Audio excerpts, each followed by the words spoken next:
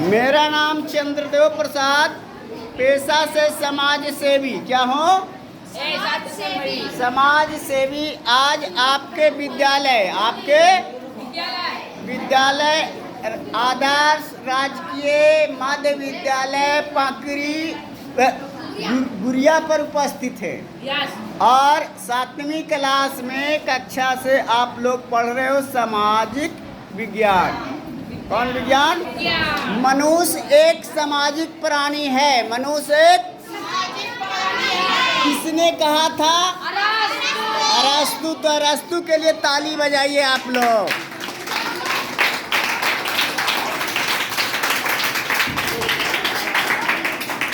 इन्होंने बस। और इनके गुरु का नाम क्या है? प्लेटो। क्या नाम है? प्लेटो। क्या नाम है?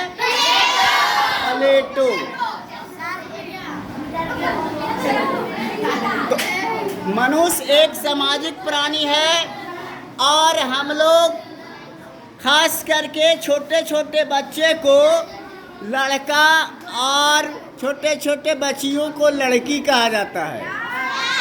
लड़की और लड़का नाम दिया गया है, मगर आपको लड़ाई करना है खराब चीज़ों से, लड़ना है उससे। मगर लोग यहाँ समझ जाते हैं और करते हैं लड़ाई, गलत चीज़ों से लड़ते हैं और गलत बनते हैं। हम गलत चीज़ों से ना लड़ें, गलत चीज़ से नहीं लड़ें और अच्छे चीज़ को अपनाएं, अच्छे चीज़ों को अपनाएं। बहुत बढ़िया समझ में आएगा। आप आलस ना करें। आलस ही मनुष्य का सबसे बड़ा दुश्मन है। सबसे बड़ा दुश्मन कौन है? आलस। आप समय को पहचानिए। जो समय बीत जाएगा वापस नहीं आएगा। तो आप आलसी मत बनो। क्या नहीं बनिए? आलसी मत बनो। तो बच्चे आलस नहीं करना चाहिए। हम आलस से दूर रहेंगे, जीवन में सफलता मिलेगी। आप सदा जीवन और उच्च विचार बनाएं। कैसा जीवन? सदा जीवन और उच्च विचार बनाएं। आप अच्छे नागरिक बन जाओगे, एक बढ़िया आदमी बन जाओगे और आपकी गणना बढ़िया होगी। तो आलस मत कीजिए। दूसरा है, किसी की निंदा मत कीजिए। किसी की निंदा मत कीजिए। बेईमानी मत कीजिए। दुराचार, खराब आचरण मत रखिए। आप घमंड मत कीजिए। जो लोगों ने घमंड किया दुनिया में नहीं रहे। घमंड उनका नाश हुआ। जैसे रावण को भी ले लो तो घमंडी था। कौरव में दुर्योधन घमंडी था, उसका भी घमंड नाश हुआ। कंस का नाम सुना है ना? कंस भी घमंडी था, उसका भी नाश हुआ। तो आप घमंड मत कीजिए, घृणा मत कीजिए। आप घृणा से लड़िए कि हमें घृणित काम नहीं करना है। आप द्वेष नहीं करिए, द्वेष नहीं करिए। आप अपने मन में कोई द्वेष भावना मत पालिए। आतंक मत फैलाइए, आतंक से लड़िए। आतंकवादी नहीं बनना है। देशद्रोह मत कीजिए, देश में विद्रोह मत फैलाइए। जो भरा नहीं हो भावों से बहती जिसमें रसधार नहीं, वह हृदय नहीं पत्थर है जिसमें स्वदेश का प्यार नहीं। तो आप अपने देश से प्रेम रखिए, प्यार रखिए। और देशद्रोह से जो लड़ते हैं उनको क्या करिए? मना कीजिए कि भैया देश अपना है, हम देश को बढ़िया बनाएंगे। हम लोगों ने 15 अगस्त को झंडा फहराया नहीं? अमृत महोत्सव मनाया था। अमृत कब आएगा? जब देश में द्रोह रखेंगे तब। बुराई से दूर रहिए, बुराई से। हम 7 जगहों से बुरा हैं। माइंड से भी बुरा हैं,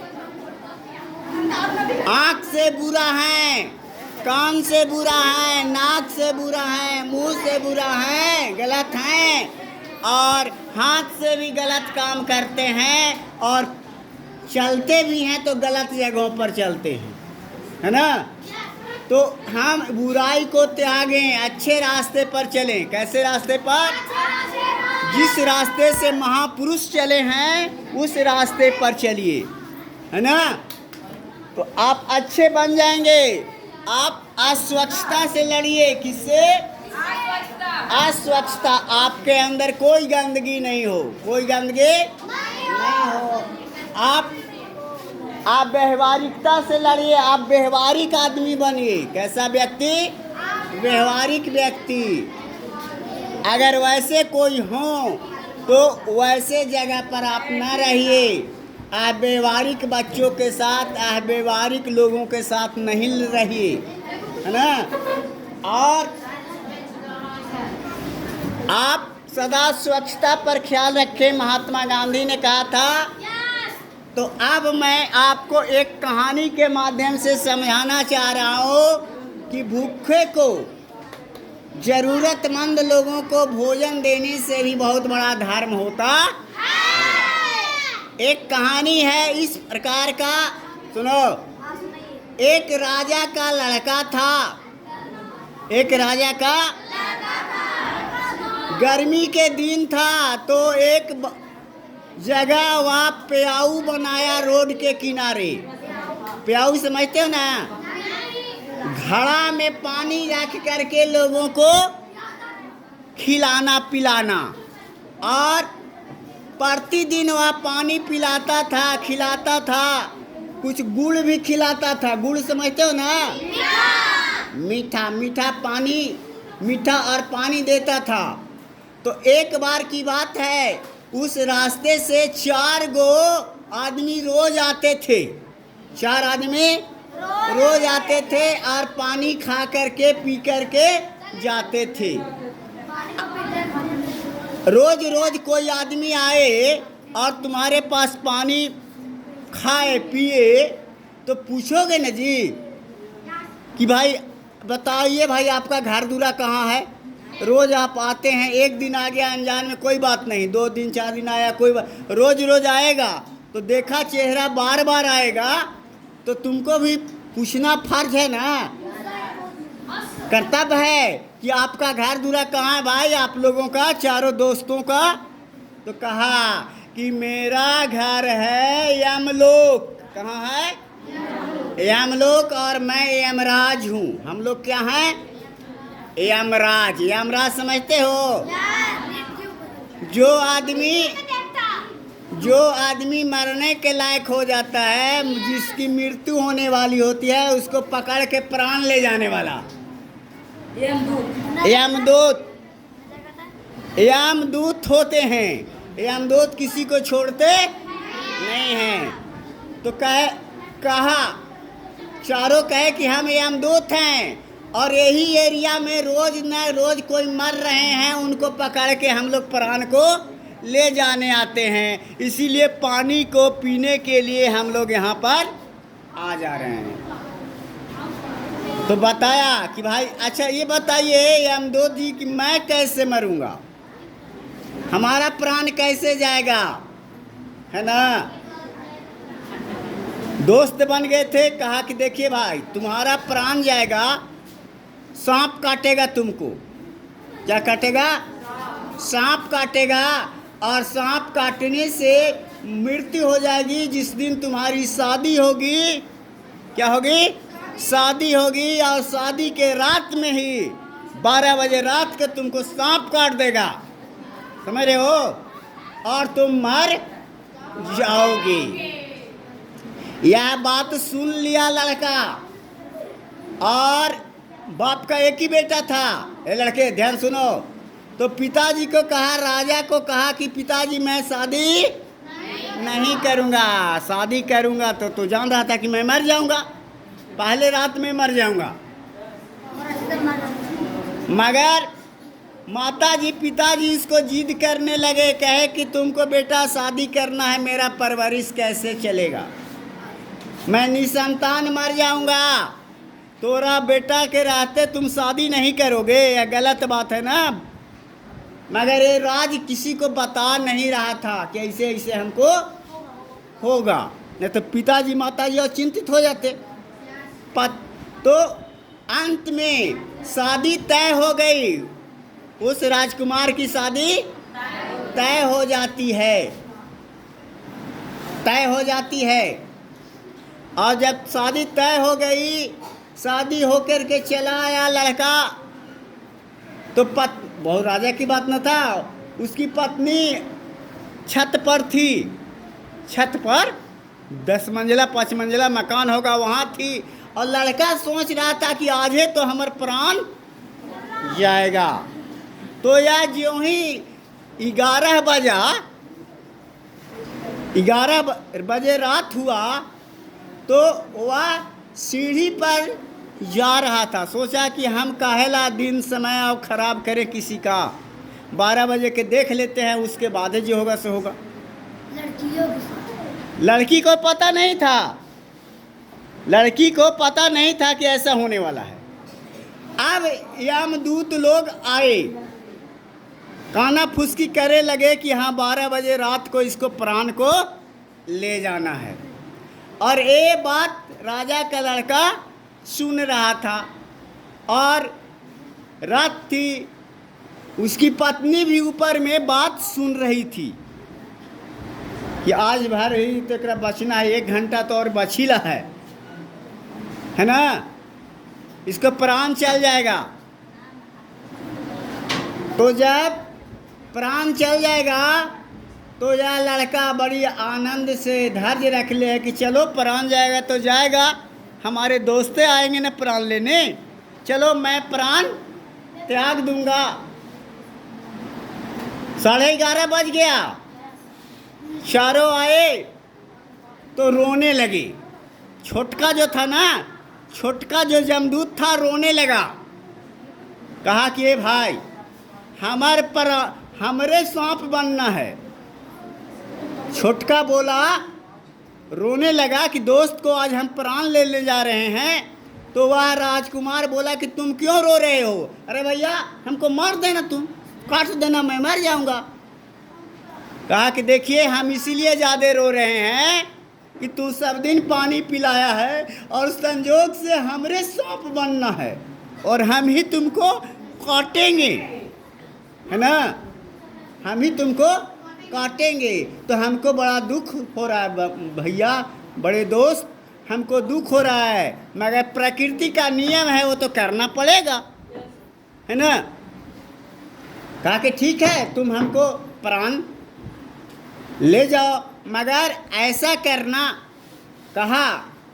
वह कहा यमदूत कि हम जब 12 बजे में 1 मिनट पहले रहेगा तब हम तुमको काटेंगे, ताकि तुमको दर्द पीड़ा नहीं होगा, चिल्लाओगे नहीं, है ना।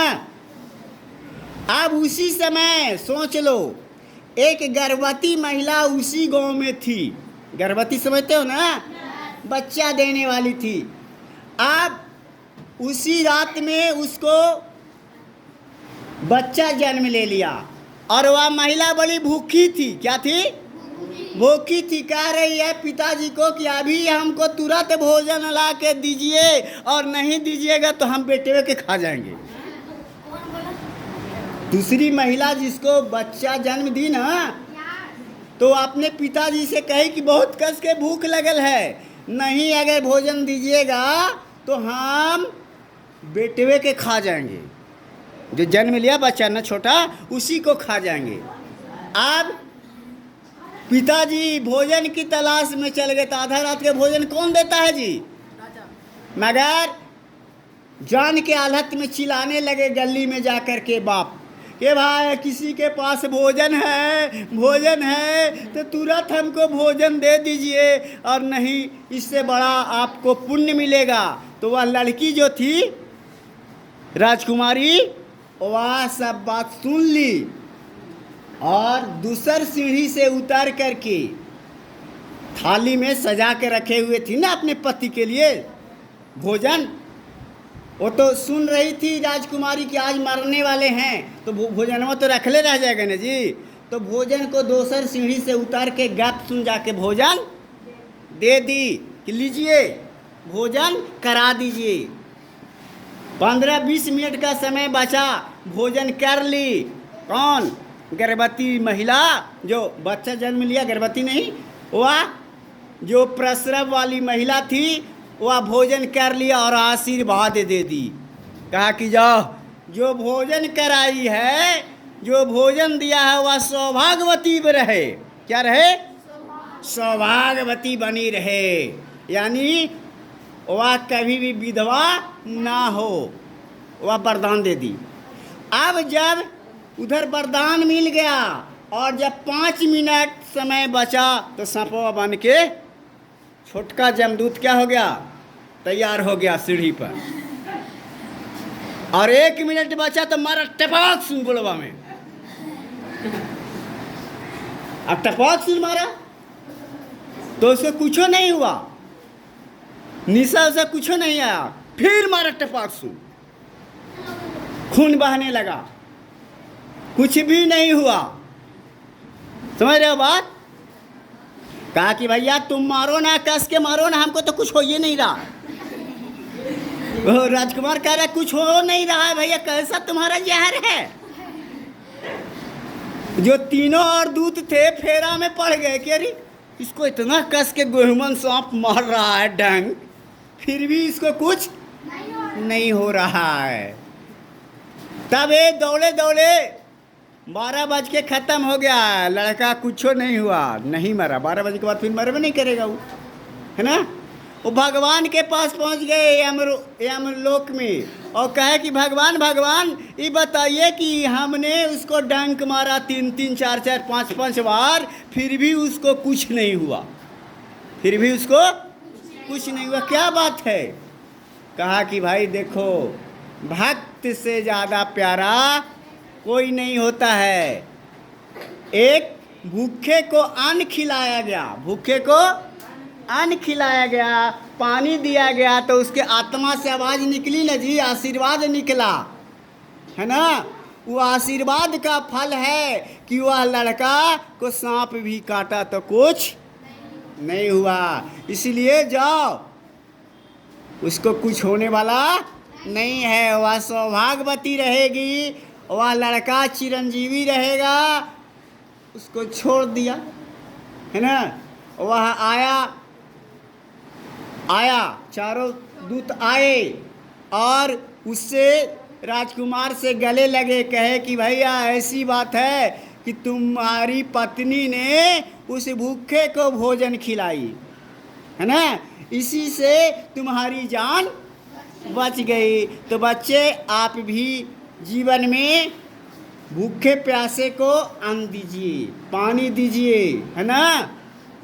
इस पर तुम लोग को एक गाना भी सुनाए थे, कभी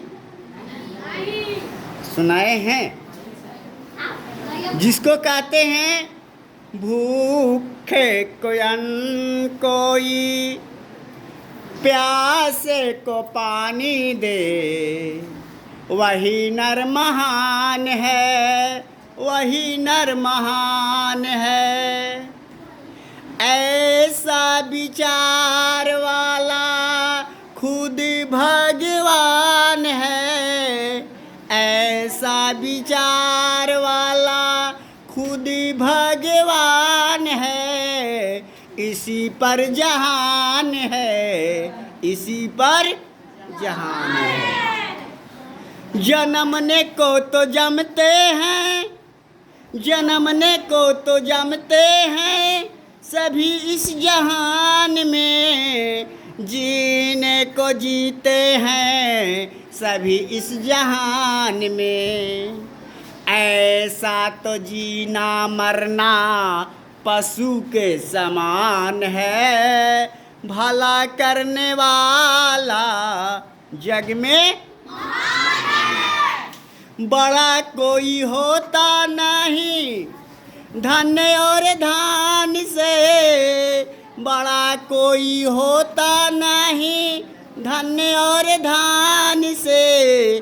गांधी जवाहर बन गए अमर अपने काम से, कि भूखे को अन्न कोई प्यासे को पानी दे, वही नर महान है, वही नर महान है।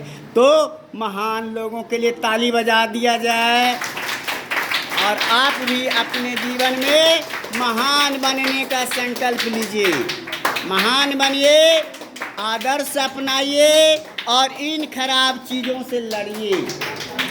समझे बात को? तो इस कहानी से, इस कविता से आपको शिक्षा मिली ना जी, कि भगवान भक्तों की बात सुनते हैं, है ना। गांधी जी ऐसे शख्स थे कि अंग्रेज़ों के खिलाफ लड़ा। अपने ज़माने में गांधी जी के कहने पर 2 लाख बच्चे पढ़ाई छोड़ दिए थे कि अंग्रेज़ों की पढ़ाई नहीं पढ़ना है। तो बच्चे आप पढ़ लिख करके एक अच्छे नागरिक बने और अपने देश के नाम को, गौरव को बढ़ाएं। साल भर तक अमृत महोत्सव मनाया जाएगा, एकदम हर दिन। तो हम सभी अपने गांव के नाम को, समाज को आगे बढ़ाएंगे। अरस्तु को सपने को पूरा करेंगे। अरस्तु ने कहा था कि हम आदमी को एक समान बनाना चाहते हैं। कैसा? जात पात की भेदभाव नहीं होनी चाहिए, अमीरी गरीबी मिटाना है। और इसके लिए बहुत सारे लोगों ने काम किया ना। तो हमें भी एक अच्छे रास्ते पर चलिए। यही सामाजिक विज्ञान की पहली पाठशाला है ना। पहली पाठशाला आपका सामाजिक विज्ञान का यही है कि व्यक्ति वही है जो व्यक्ति के लिए काम करे। यही पशु प्रवृत्ति है कि आप ही चरें, और मनुष्य वही जो मनुष्य के लिए मरे। मनुष्य वही जो मनुष्य के लिए मरे। तो आप मनुष्य हैं, इसलिए अपने लिए एक बार पुनः ताली बजाइए।